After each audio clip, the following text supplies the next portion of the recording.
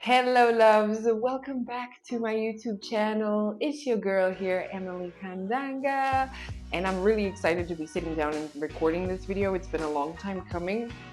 It is my second video in the Vipassana series. Today I want to take you through my experience, the full 10 days. It's still so fresh in my mind because all I could do was be present during those 10 days. So a lot of it is still really fresh in my mind. Mind you, present with no distractions, no phones, no books, no music, no talking to other people, nothing, none of that.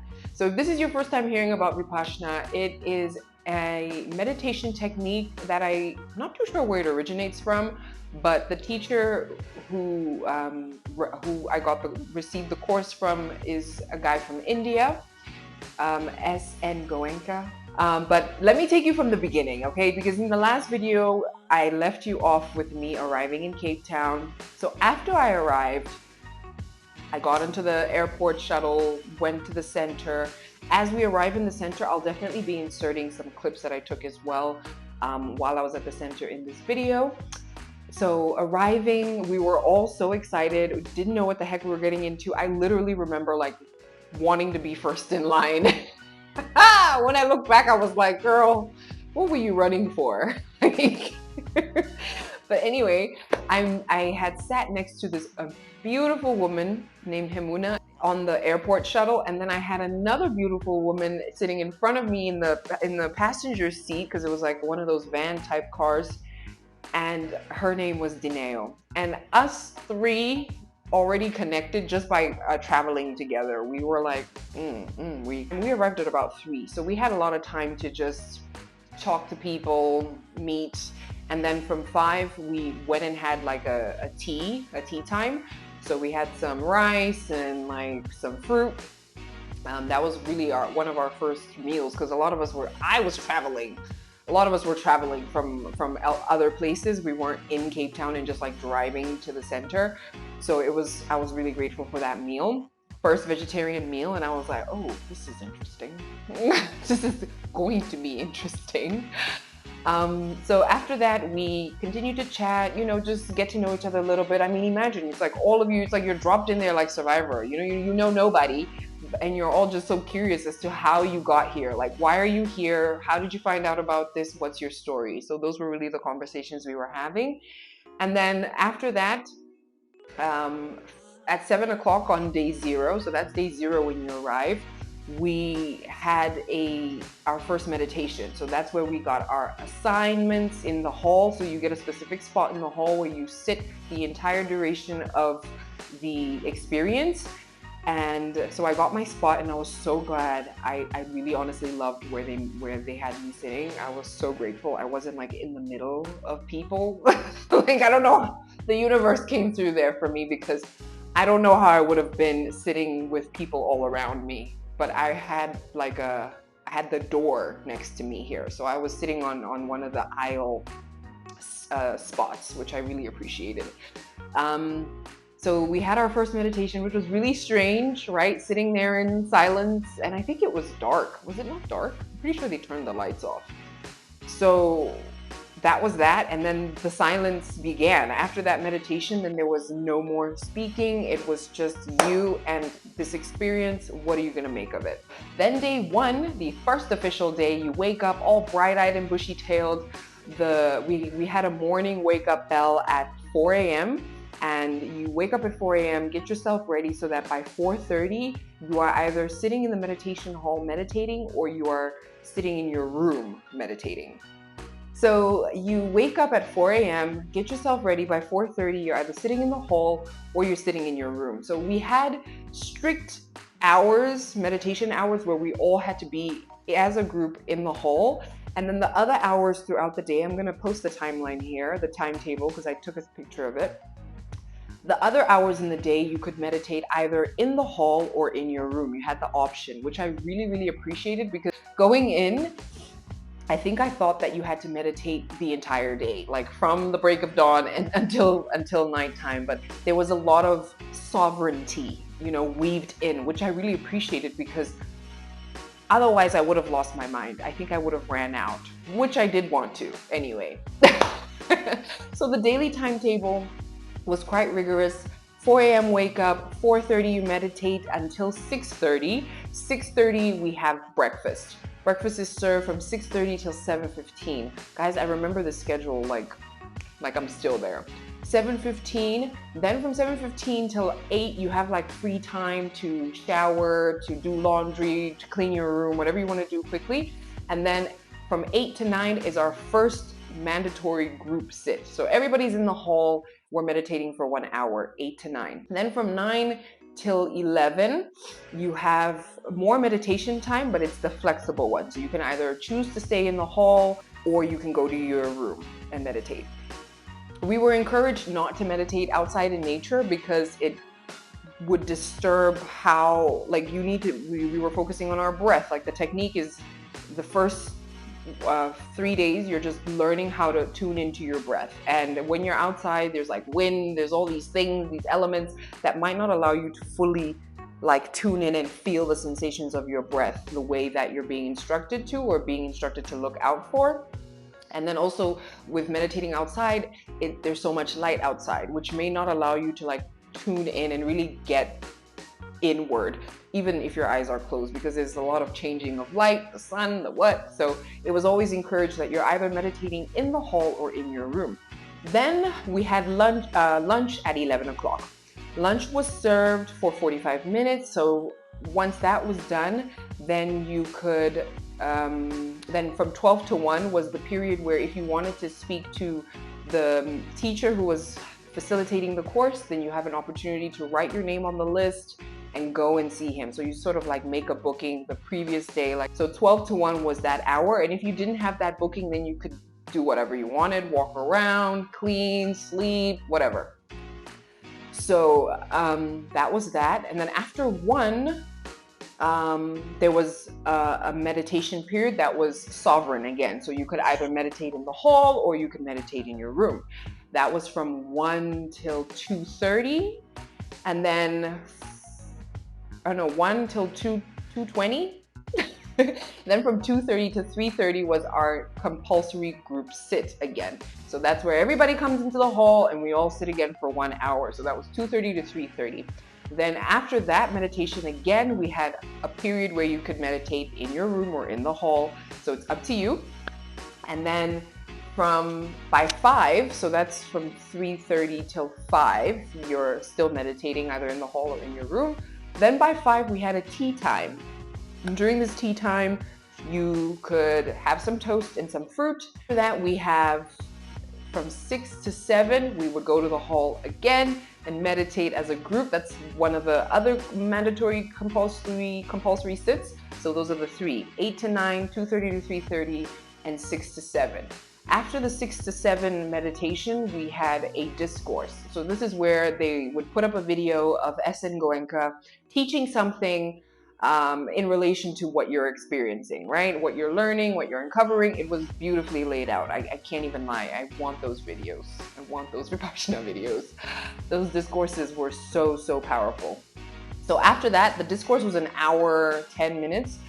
And then after that, we would meditate again for about 15, 20 minutes before they send us off and say, okay, you can go take rest, go sleep, like go shower, sleep, and see you tomorrow. We do this again tomorrow.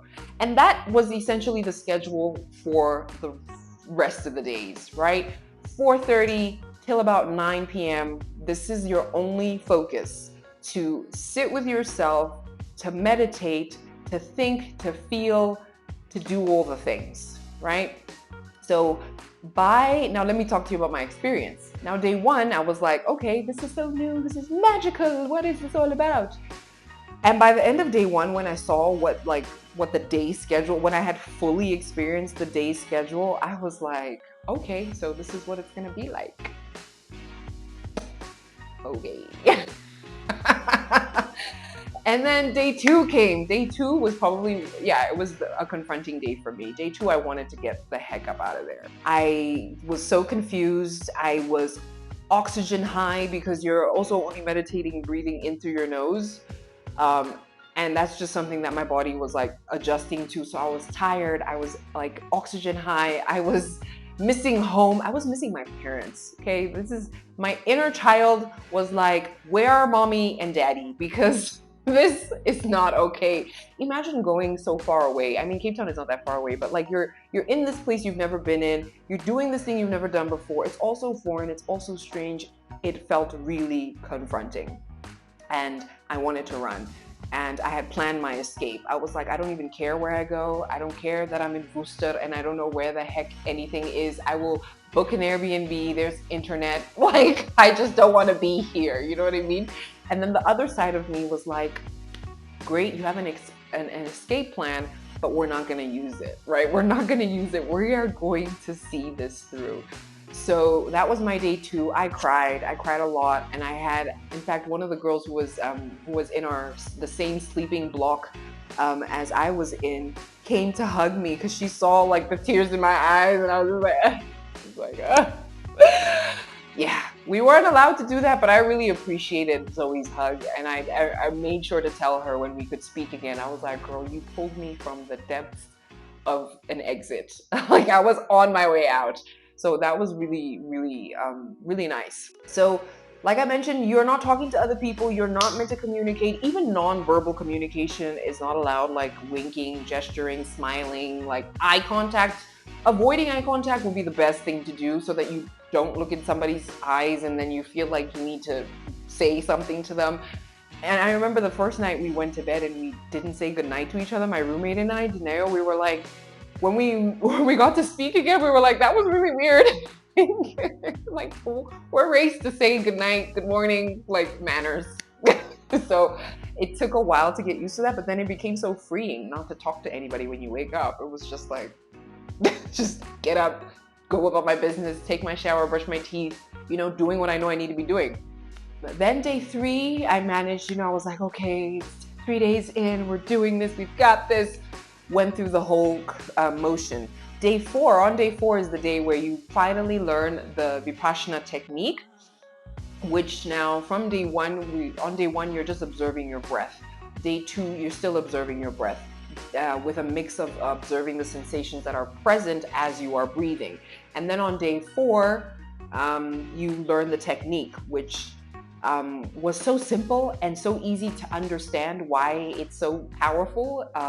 It basically teaches you how not to react to the sensations that are coming up in your body as you're sitting and meditating.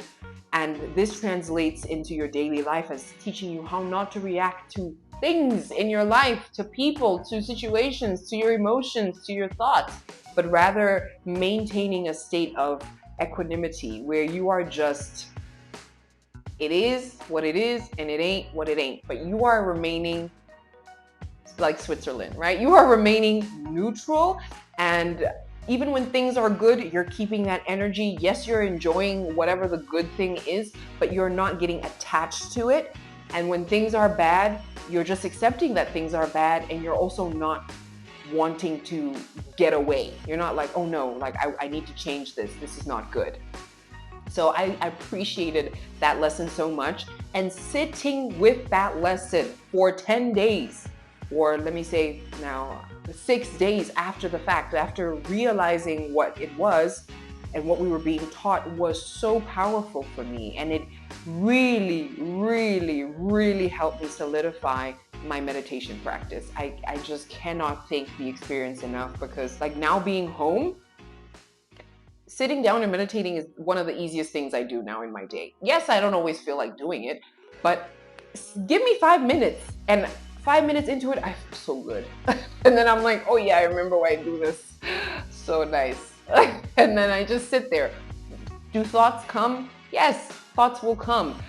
We were taught not to try and scurry the thoughts away, but rather sit with it, let the thought come in, see what it's about, see how it's making you feel, and then eventually let it go. Or it just goes by itself because another thought comes in. And on those first 2-3 days, like I had my playlists going off in my head, guys. I literally had all of the music I've been listening to all year, like playing. It was like one song, then it was another song. And I don't know who kept changing the songs, but I would just sometimes bring my awareness to it and I'd be like, oh wow, the song has changed. Like, oh yeah, wow, the song has changed. And over time, it was so cool to see that eventually there was no music playing in my head. There was just silence and some random thoughts occasionally, but mostly like a calm and a silence. So after day 4 and learning the technique, it was exciting. It was like understanding, it was making sense. I was embodying, I was doing the things. Day 6 rolled around. Day 6 was another day that I was like, get me out of here. I want to go home. I was like, where are my parents? Where is my husband? I'm ready to go. I don't know what it is about getting to the 6th day. It's like you've passed the halfway mark and then it's day 6 and you're like, we're still doing this? Like I'm still here? That's how I started feeling. And then I was like, okay, that's fine that I'm feeling like that. That's okay. Sit with it. Cry. I cried again. I cried again. And I remember going to the lady coordinator. Pibetsi she was such a lovely soul. It's crazy how you can connect with people without even speaking to them. But we spent 10 days together. And there were some people who I didn't even speak to when I arrived, who we were just energetically communicating. And she was one of them. The lady coordinator who was there with us was such a beautiful soul. And I remember going to her once and being like, is it okay if I talk to myself? Because I found myself talking to myself. On day 5, actually, I was like on one of my walks at the center and I found myself speaking out loud to myself. And I was like, this feels nice. I'm going to continue doing this. If this is how I get through this, then I'm going to continue speaking to myself. So I just wanted to make sure that I wasn't breaking any rules. And I remember asking her, like, can I talk to myself? And she was like, maybe in the shower. And I was like, girl. So it was just such a beautiful, beautiful experience. I believe that should you ever, you watching, decide to go to a Vipassana retreat, that the time that you do decide to go will be the most perfect and wholesome time for you to go. And everyone and everything that you experience is going to be just exactly as you were meant to experience it. And that is how my experience was. If I had gone on a different like cohort, if I had, like, so many things would have changed. I wouldn't have met these beautiful women who I connected with. It was actually 3 women that we stayed in touch. We started our own WhatsApp group and we meet weekly on Wednesdays, 4:30 in the morning, to sit together and meditate, because it was just such a beautiful journey to share with women who are so powerful and strong and have their own stories and are so filled with love and life and just joy. And I was so taken aback, because one of the things for me, and I was telling them this, that like I think I came here and I'm healing my sisterhood wound through them, because I met these women and they were so open and loving and just took me in, and I just allowed myself to also be open and loving and allow them to take me in. Something that I wouldn't have done in the past, because I tend to be quite reserved, especially when it comes to other relationships with females. And that's just like my trauma from primary school playing out. And as an adult, I just never worked on it. I just knew it was something that was there, and I didn't all the way trust other females unless it was really somebody who I just felt in my body was like, good for me. But then even then it would be hard for me to allow myself to experience this person and to allow them to experience me. So it was really healing for me to meet those women. Shout out to you ladies, Dineo, Poppy, and Emuna. You ladies just changed a lot for me, and I'm so grateful for you. I'm so grateful for you. When we could finally talk, we got together in a group of 4 and we were cackling. Somebody even called us the giggling girls, because we were just having the time of our lives. It was like our souls have hung out and met in past lives many, many a time. The rest of the time there, day 7, when I got to day 7, I was like, 3 more days. I got this.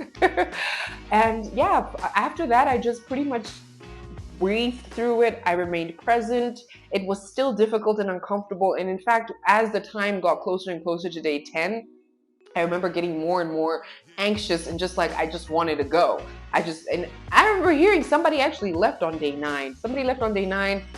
Somebody even left on the morning of day 10. And we only get to leave the center on day 11. So some people were just like, yeah, no thanks, peace. Nah, shut. Like, this was fun. And then day 10 rolls around, which was a completely different day in terms of our scheduling. Still waking up at 4, but it was a bit different because we would start talking to each other after lunch, and then after our 2:30 meditation, that afternoon one, we were able to get our phones back, which was quite interesting.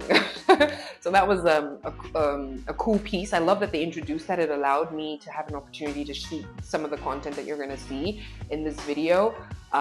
So we got back our phones, and then we started talking to each other, and then it was just like back to normal, back to life. But I learned so much, so much from that experience. And I actually just want to take a moment to insert my tour of the retreat center. Well, what I got quite a bit. So I want to show you guys that before I wrap up this video and just highlight some of the lessons that I took away from the experience. This is the entrance into the facility. This is the main meditation hall. That's the gong, so we can go have tea. This is a toilet block for the ladies, some water. This is some instructions for our final day. This is the hall that we would meditate in. You leave your shoes here.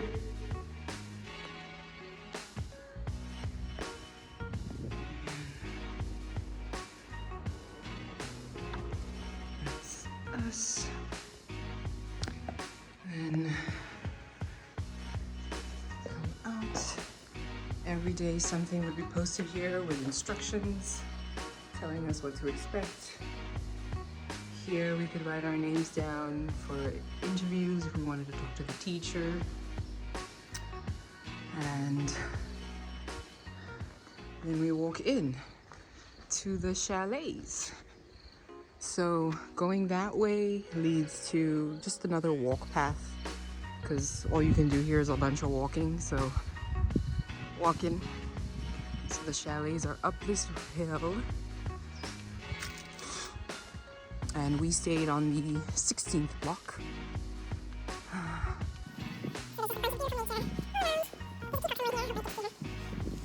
So this is one of the views we would always stop at as we walk to our rooms. The mountains in the background. This is our coordinator's room. If we needed any assistance with anything, she was the lady to help us.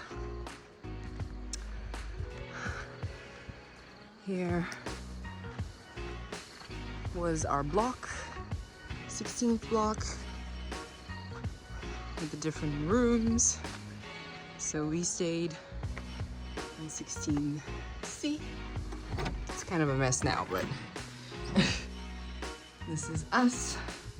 Bunk bed vibes and toilet. Really simple living.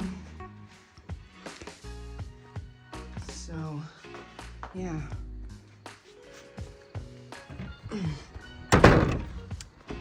And it's kind of repeated along the entire way. So there's another block, another block. Hello love, if you made it all the way to this part of the video, you are a real one and I really appreciate you. I decided to shorten this video up while I was editing it. It was getting a little too long. So you can expect another video coming out this week that will be a wrap up of my key takeaways from my 10-day silent meditation Vipassana experience. See you then.